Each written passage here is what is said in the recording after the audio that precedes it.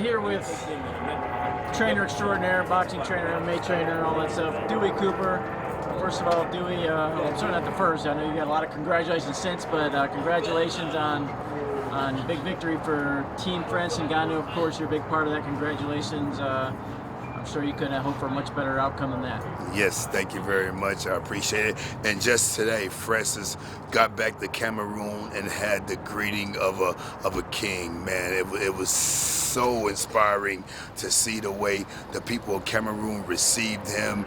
Man, it just touched my heart deeply. I don't think I've ever been touched by victory so much. You know, we've always, including my own.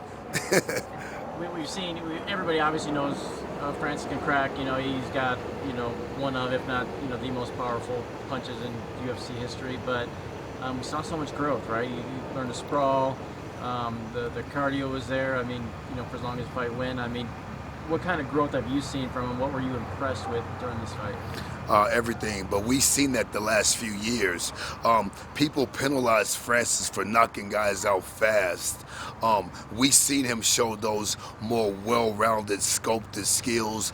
We've seen him show more patience and fight IQ for the last, 2 years. Unfortunately, the people just didn't see it because one thing he has that kill shot button. If he gets a chance to finish his opponent, he will. But we weren't surprised. Look at all the interviews before. We did several.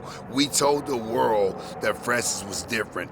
Everyone, the whole narrative about the rematch was, has Francis done anything differently? And all the so-called experts said no. They seen the same Francis. And we all told them, myself, Coach Eric Nixick, his manager Markel, even Francis himself.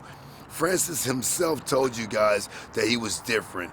And it came down to the level of experience Francis gained from the first fight with Stipe to the rematch with Stipe. It was just great to see it all come together in the world's eyes. But we already knew it, man. There were no surprises. Stipe was considered by many the GOAT in the heavyweight division. It was either him or DC or. Yes. But he was in the conversation. Yes, absolutely. Francis probably needs a few more wins before he gets into that conversation. But is he, you know, the way he handled Stipe there, is he the greatest fighter, heavyweight fighter in UFC history? I said not the GOAT because I think he needs a few more wins. Yes. But is he the best, you know, one-off guy right now that's ever competed in the? Well, prototypically, Francis is the best fighter, period. I mean, the attributes he has, the power he has, the skills he has, the well-roundedness that he has evolved to, and his abilities, guys, he hasn't scratched the surface to his full potential yet. So, to answer your question, I would say yes, but of course, I'm a coach. We don't look too far in the future. We look at each engagement. Our next opponent, whomever that'll be, will get in the lab and train very diligently and intelligently to win that fight. And after that, we'll do it again and again and again. One thing I will say about Francis, the UFC heavyweight strap has been really slow moving in the past 5 years. With Francis as your UFC heavyweight champion, you will see a lot more heavyweight title defenses with him. He wants to fight more 3 to 4 times a year, and so you'll see a lot of activity in the heavyweight division. He's your guy, and man, he's going to be a great ambassador for the sport of MMA and for the UFC heavyweight championship. And then finally, I want to give you a chance to vent here for a second. The first fight he lost, you caught a lot of heat. Like I said, I mean, I don't have to rehash that, Yeah. But you know, people seem to blame you like you were single-handedly, you know, responsible for his loss. Now, it's got to be somewhat nice for you to get in the limelight again, but for a much opposite reason, and get your you know, your props. Obviously, it's a whole team behind him. Yes. You're just a part of that, but you know, how pissed were you when people were blaming you for that loss, and how happy are you now that people see that, you know, that you can be part of him reaching the heights he has? Yeah, it's pretty crazy. I got death threats and all kind of crazy stuff after that fight. Didn't scare me at all. Didn't bother me, man. At the end of the day, it's like whoever wanted, come get it.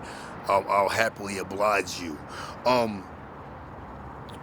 It feels good for me, just for me. I've won so many world championships as a coach in other fighting sports. I've even won them in mixed martial arts, but I had not been a part of a team to win the UFC world title. Won it in boxing. My fighters won them in boxing, kickboxing, other MMA companies, but never UFC. And also bare knuckle boxing. I got championships in every aspect of fighting: professional boxing, professional kickboxing, professional bare knuckle boxing, and now we got that UFC championship. 9 world titles I won as a coach. It feels good, but just because of that, not because of what the people say. I can care less. The last thing I'll say about that, when the whole world jumped on us about putting warm towels on Francis when they thought he was already tired, those were cold, drenched, soaked in ice towels, number one. And number two, that first fight, it just wasn't our time. Sometimes we win in our lives, sometimes we don't. And that was one of those times we had to accept it. Anytime we lose, the entire team lost. Anytime we win, the entire team wins. So I'm just happy that we finally got that monkey off our back. Francis accomplished his dream. He left Cameroon on foot. He somehow ended up in France. He wanted to be a boxer. He started doing MMA. And 7 years later, he's a goddamn UFC champion. He went from digging dirt in Africa to holding the gold belt of the UFC. He went from basically just being a guy in a small area in Cameroon to coming back today, or now it was yesterday, coming back to that same country, revered, celebrated by the entire country, including the president of that country. If that's not an inspiring story, if that's not like a dream come true, I don't know what it is. So as far as the people that gave me flack, whatever, I don't give a fuck about them. We knew what happened. We knew we were all responsible for what happened, just like we're all responsible for what happened now. And we're happy and we're blessed and we're thankful. And we never take these championships lightly because they are very hard to get. And I'm just blessed and happy that I was on a winning team, and we plan on being a winning team for a long time. Is he able to get you a good deal on a Kia? Is it a Kia?